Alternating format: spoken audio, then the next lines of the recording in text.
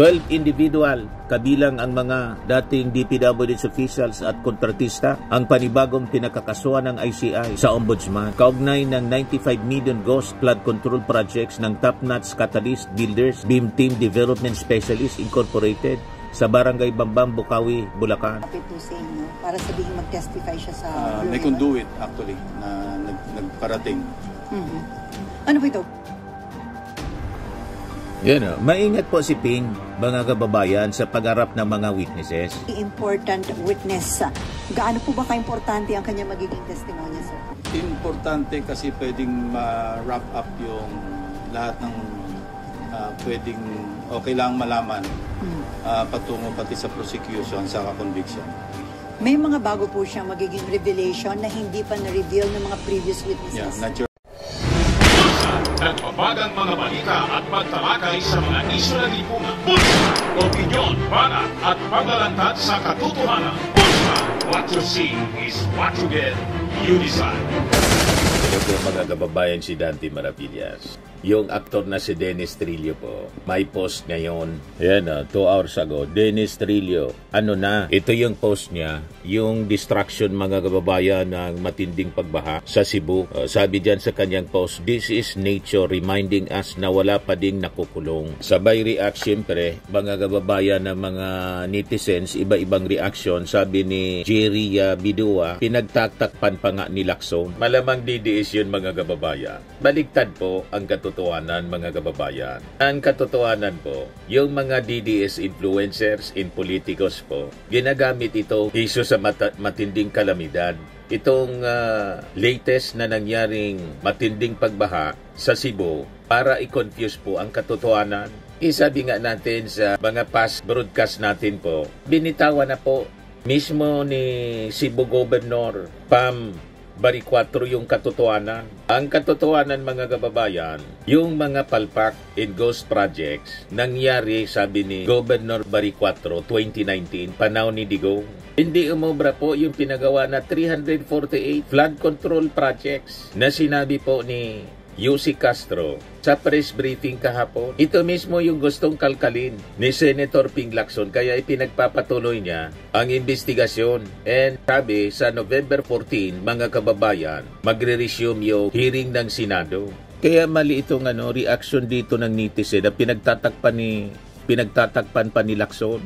Sabi ni Sarah Jane Galope, may tama ka dyan, Papa Dennis. Sabi ni Joanna, mining in flood control. Correct. Mining po in flood control. Failure po ng flood control. Kasi sabi po ni Governor Baricuatro, substandard. Almost lahat substandard at yung iba ghost. Nakita ninyo yan, napakanipis po ng ginawa flood control wall. Napakanipis. Kaya madali magiba. Resulta ito yung mga tao. Nasa bubong na, mga kababayan, para maligtas sa matinding pananalasa ng baha. Tingnan ninyo ito, post ng The Island Nomad. Aerial photos from the mountain to the sea of the devastating impact of Typhoon Tino to communities along the Mananga River. Sabi diyan sa kanyang post, mga kababayan, the aftermath of Typhoon Tino left the area around Mananga River in Talisay City, Cebu in ruins. What once stood as homes, dreams, in the fruits of relentless labor now lies in a heartbreaking scene of destruction. Current death toll in Talisay City from typhoon is now 7 out of the 111. 140 na po sa pinakang latest na report. Ayan, tingnan ninyo yung ori ng flood control. Tapos yung bundok, para ginigiba kasi yung bundok, mining siguro po ito. Siyempre, hindi na makapag-absorb ng tubig, ulan, yung mga kabundukan. Kaya pag tama ng ulan sa bundok, landslide po, diretso sa mga ilog, yung tubig baha na may putik, then mababara yung mismong ilog. That is the natural consequence, mga kababayan.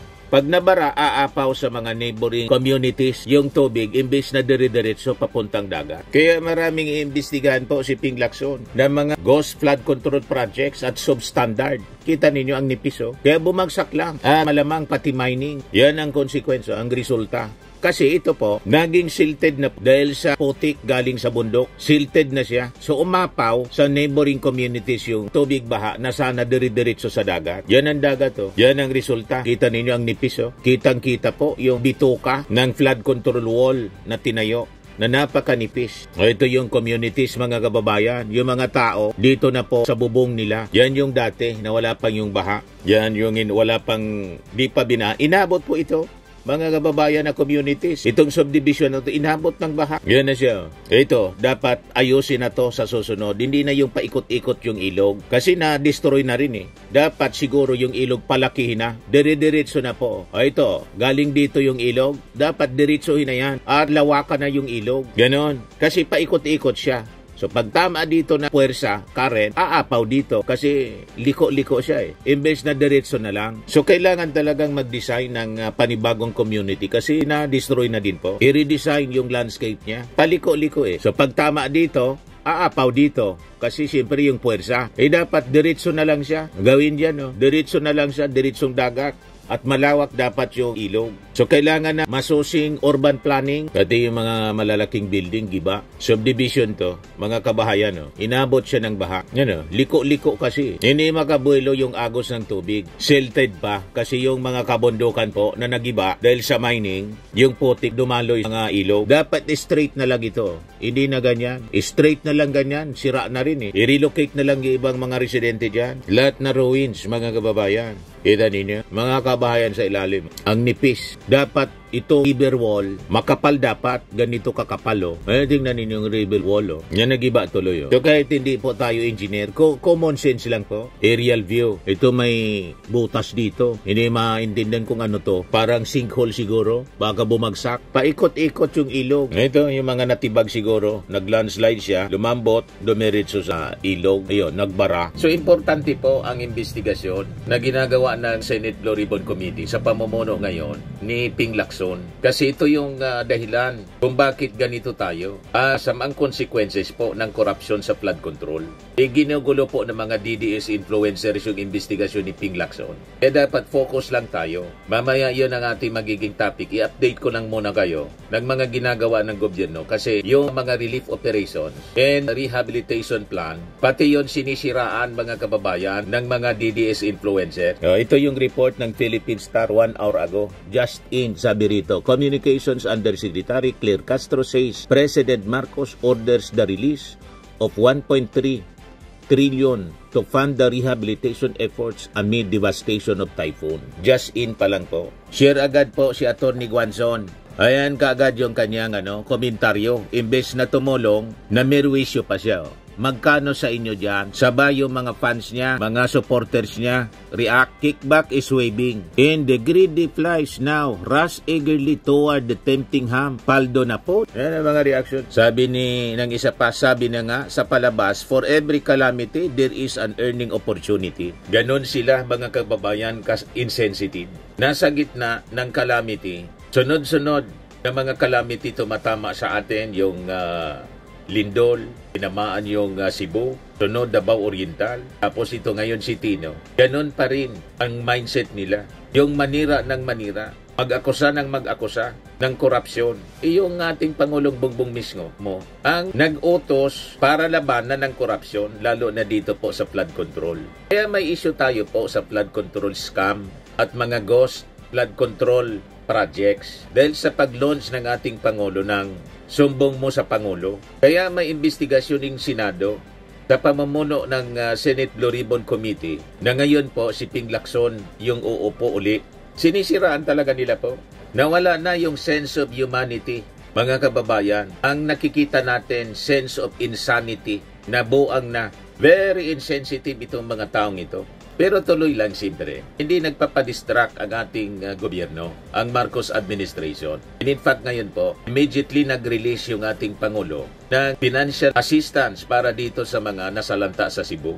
After na i-declare niya po ang buong Pilipinas under state of calamity kanina po sa rekomendasyon ng NDRRMC. Sabi dito sa report ng Inquirer 2 hours ago, the Office of the President releases 760 million in direct aid to provinces and cities affected by Typhoon Tino. Sa pahayag mismo kanina ni Palace Press Officer Claire Castro. Kaya sabi ng mga nag-react, President Marcos shows here that money from his his office directly handed down to local government units in full amount for utilization for Typhoon Tino's aftermath. It's up to the LGUs to use it properly for their constituents. Thank you, Mr. President, for this quick and transparent transfer of funds. Kaya baseless po yung mga sinasabi ni Atty. Guanzon na pinapalabas niya yung i-release po na rehabilitation fund 1.3 trillion. Kakam kami ng ating Pangulo or ng mga tao ng ating Pangulo.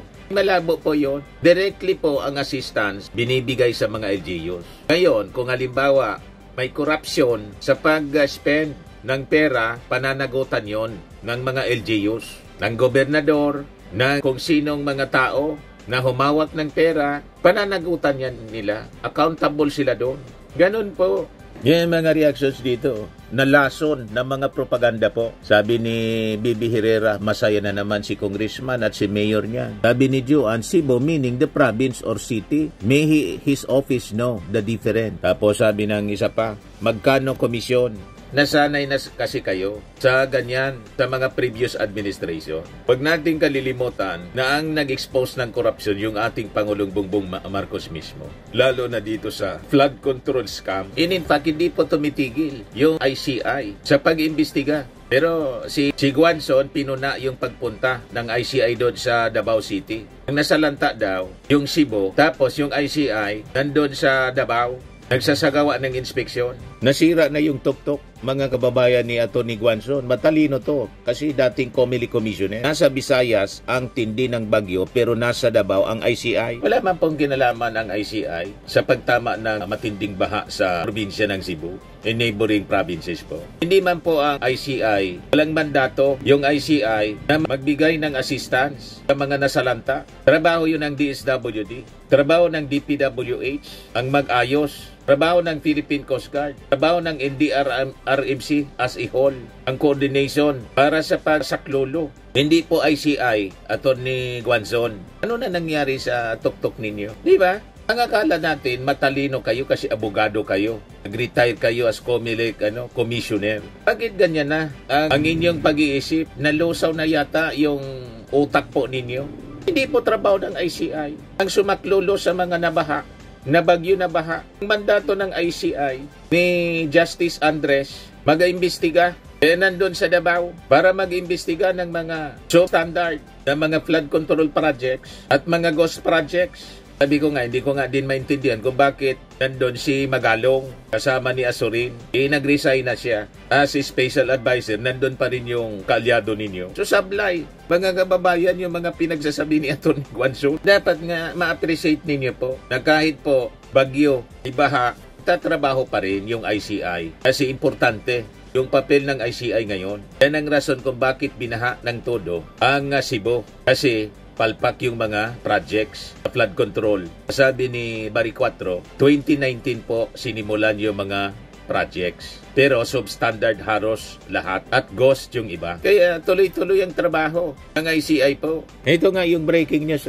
Sabi dito, 12 individual, kabilang ang mga dating DPWH officials at kontratista, ang panibagong pinakakasuhan ng ICI sa Ombudsman. Kaugnay ng 95 million ghost flood control projects ng top-notch Catalyst Builders, Beam Team Development Specialist Incorporated, sa Barangay Bambang, Bukawi, Bulacan. Kabilang sa mga pinakakasuhan sina dating DPWH Secretary Manny Bonoan, dating Undersecretaries Roberto Bernardo at Maria Catalina Cabral para sa posibleng paglabag sa Code of Conduct and Ethical Standards for Public Officials and Employees. Yung iba pa na nirekomenda na kasuhan sina Engineer Alcantara, Bryce Hernandez, Jaime Hernandez, Ernesto Galang, Giancarlo Rivera, John Michael Marcos, Claudine Magdalene Magsakay, Erica Justin Chico, at Alan Payawal ng Top-Notch Catalyst Builders Incorporated, Beam Developer Specialist Incorporated. May hawak na placard pa siya, si Justice Andres Reyes, chairman ng ICI. What the world needs now is love, not greed, not selfishness. Kaya mga ganid po, dinakasuhan na po at marami pa ang susunod ng kakasuhan. So ginagawa ng ating gobyerno ang nararapat na dapat gawin para papanagutin yung mga kurakot sa gobyerno. Ginugulo po yung investigasyon ng mga Duterte influencers. Sinisiraan pati si Ping Lacson. Ginugulo ang Senate Blue Ribbon Committee hearing, pati yung mga witnesses. Yun po yung topic natin ngayon. Yung kay Gutesa, asa na si Gutesa? Yan ang tanong natin kay Marcoleta. Si Marcoleta nagpa-interview, mga kababayan, sa Billionaire News. Alatado na bumubuo ng palusot. Minamind condition na tayo na si Gutesa hindi na po lilitaw. Kasi po nabuking yung fake affidavit po. Malabo na yon. So makikita ninyo ang script nila sa pagharap kay Gutesa, ang intensyon man lang po, siraan si Martin Romualdez at guluhin ang investigasyon ng Senado. Malamang, hindi umobra, mga kababayan, yung script nila. As Ping Lacson, mga kababayan, is returning as the chairman ng Senate Blue Ribbon Committee. Hindi papayag si Ping. Diba? Naguluhin nila. Ngayon, dahil sa ang tinutumbok ang katotohanan sa pag-iimbestiga ni Ping, idinidikit ng mga DDS influencers, pinapalabas na tuta na si Ping Lacson ni Martin. Malabo po yun. Protector, tuta, si Ping Lacson senador. Pagkatapos, sasabihin ninyo, pinoproteksyonan ni Ping Lacson ang isang dating speaker. Wala pong amo si Ping Lacson. Kahit siya tumakbo sa pagkasenador under Alyansa ng Bagong Pilipinas. Si Ping Lacson, kumbaga in-invite, pero independent siya mag-isip. Independent pa rin siya. Walang makakadikta kay Ping Lacson na sino mang presidente. At kasama doon, mga kababayan, yung ating Pangulo. Hindi pwedeng diktahan si Ping Lacson. Lalo na si Speaker Martin. Naintindihan na ninyo mga DDS? And that is the track record ni Ping Lacson, mga kababayan. Walang sino mang nakaka-influensya sa kanya. Matino mag-isip si Ping. Kaya kayo takot na takot. Si Ping ang chairman ng committee ng Blue Ribbon. Kasi yung script ninyo hindi uobra. Gusto ninyong script, yung script ni Marcoleta na binasa ni Gutesa, PK yung notaryo. You see? Yun man lang kasi yung nag-uugnay. Pangalan ni Martin Romualdez. Nasabi ni Ping Lacson, kung kwento man lang, kailangan yung corroborating testimony. Yung kung kwento man lang po mula sa bibig ni Gutesa, wala na po. It will never stand in court, mga kababayan. Basag na po kasi fake nga po yung notaryo. Mas familiar pa si Marcoleta kaysa kay Gutesa. Di ba po? Si Ping Lacson po, seasoned investigator. Doon siya, mga kababayan, sa dokumento at tumitingin sa ebidensya. Dokumentong totoo, hindi yung gawa-gawa dokumento. Wala sa chismis. Tingin natin yung testimony ni Gutesa, ginagamit lang po nila para sa propaganda, para manira po. Ang target nila si Martin Romualdez. Hindi ba kayo nagtataka? After nabasahin po yung affidavit na hindi nga niya po mabasa ng maayos, biglang nawala. So makikita natin na si Marcoleta sige ang pa-interview. Siyempre, hindi din papayag si Ping Lacson na hindi magpa-press conference. Alangan man hindi i-counter. Alatado po na lang imbentong kwento yung mga sinasabi ni Marcoleta. Pareha sila ni dating Congressman Mike Defensor. Gawa-gawang kwento po. O na sinabi, nasa proteksyon, nasa custody ng Marines. Ayun, durog agad. Pinasiningulingan ng armed forces mismo. Wala niya dito sa amin. Malinaw na gawa-gawa yung narrative nila. Pero si Ping Lacson, mga kababayan, sabi sa latest niyang pa-press con, may VIP witness siya na iarap para mag-corroborate po. Hindi pwedeng isa lang yung nagkikwento. Paniwalaan na natin. Tama po? Kahit sa korte po, ganun. Hindi pwedeng isa lang. Minimum po, dalawa na magko-corroborate lang. Ito, pakinggan natin yung parte ng press briefing po ni Ping. Siya po ba nag-volunteer na lumapit po sa inyo para sabihin mag-testify siya sa Blue May Ribbon? conduit actually na nagparating. Mhm. Ano po ito? Yan o. Maingat po si Ping, mga kababayan, sa pagharap ng mga witnesses. Important witness. Gaano po ba ka-importante ang kanya magiging testimonya, sir? Importante kasi pwedeng ma-wrap up yung lahat ng pwedeng o kailangang malaman patungo pati sa prosecution sa conviction. May mga bago po siyang magiging revelation na hindi pa na-reveal ng mga previous Yeah, witnesses. naturally and surely. Ganon, may vetting, mga kababayan. Pero si Marcoleta, hindi dumaan sa vetting. Nahuli galit si Marcoleta nang mag-request si Ping Lacson ng copy ng CCTV footage na nagpapatunay, mga kababayan, na dumaan sa kanya yung witness si Gutesa. Mga 30 minutes daw na tumambay muna doon sa opisina ni Marcoleta. So, inaakusa ngayon ni Marcoleta si Ping Lacson na nang i-espiya. Sabi mga kababayan ni Ping Lacson, public space niya ang Senado. Paano mang-spy sa'yo? Na-booking kasi mga kababayan na pumunta doon. At siyempre, nag-usap-usap siguro. Ito niya, basa mo nitong script, yung affidavit mo. Hindi sumablay. Kasi maalata tayo. Sumablay pa rin po. Pwede na yung notaryo sablay. Yan ah. So, may nagsabi na ho siya ng affidavit, sir? Wala pa. Pinapa-finalize ko yung affidavit within the week. Kasi base sa kwento, saka base do sa mga dapat ebidensya, mga dokumento, ledger, digital files, lahat ng notes. Kasi sabi ko sa kanya, kung magme-mention lang ng pangalan na walang suportang dokumento, wag na lang mag-mention kasi baka makasira lang ng tao. Kita ninyo, maingat si Ping Lacson. Kung hindi man lang sigurado, huwag nang mag-mention na niya ng pangalan para hindi tayo makasira ng tao.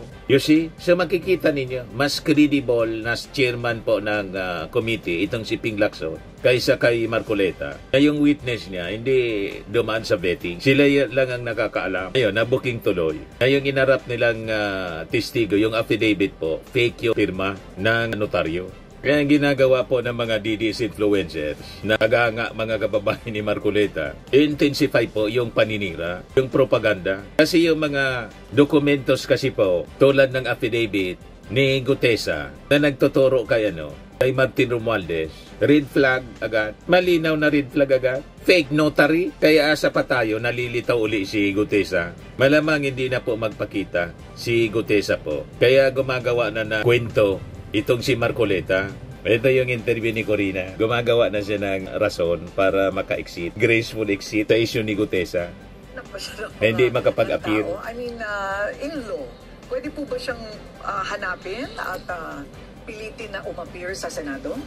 Hindi, ang aking kasing pinagdududahan dyan. Bakit kasi kung ano-ano nga yung ipinatong ng mga akusasyon sa kanya na nameki siya ng Anong akusasyon? Na-prove na sa RTC Manila. Piki talaga. Para makatulong sa ating pamahalaan, hanapin ang mastermind kung sino yung totoo. Ako pa pala ang gigisain nito.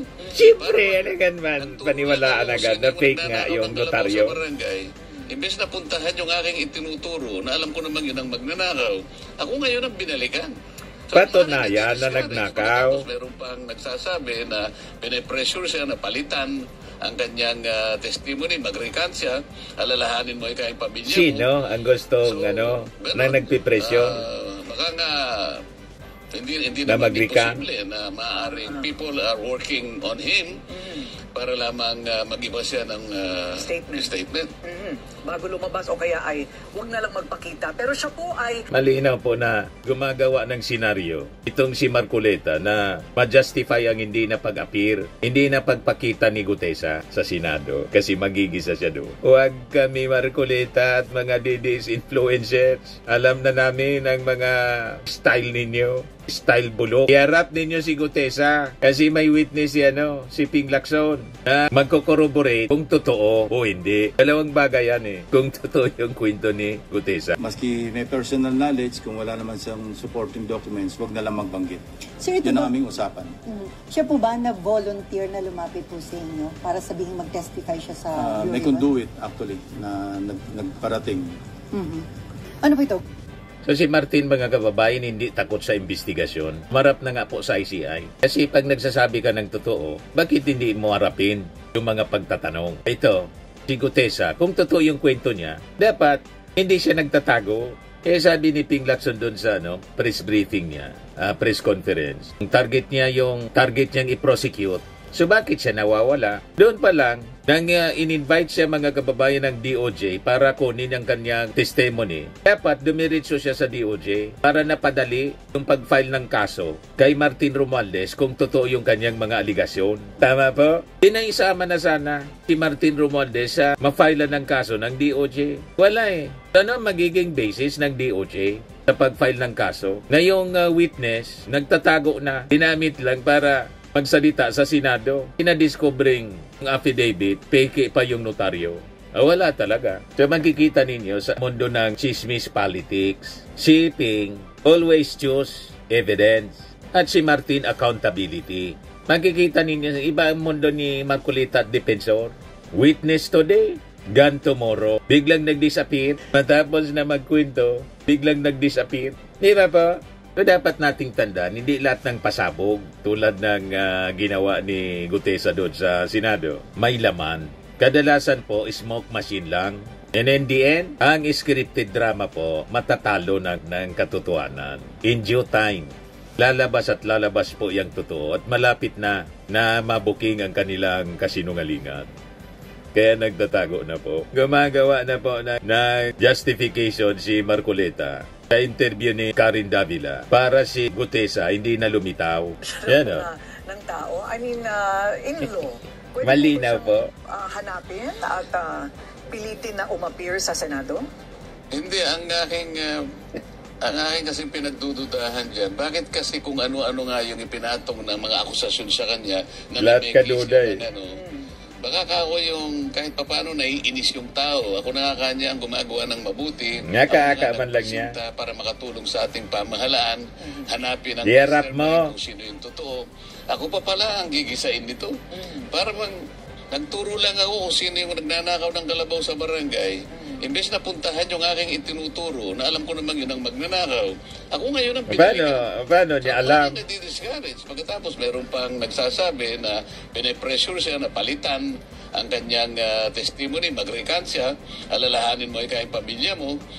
So, ganun. Paano niya alam na yung affidavit niya nga, hindi niya alam.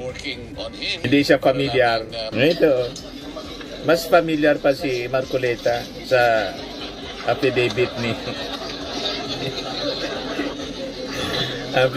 ni Gutesa kaysa kay Gutesa mismo. Ano niya nakasulat? Sinang babasahin mo? Paano niyang alam? Yung nakasulat nga, hindi niya alam.